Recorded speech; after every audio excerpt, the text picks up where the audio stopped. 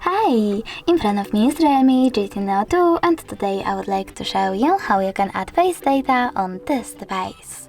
First of all, you need to go into settings and choose password and biometrics. Then tap on add face, enter your current login method and choose continue. After that, follow those instructions. Then select done. And now when I click home button, turn off my screen, then turn it back on. I can see that face unlock is working properly.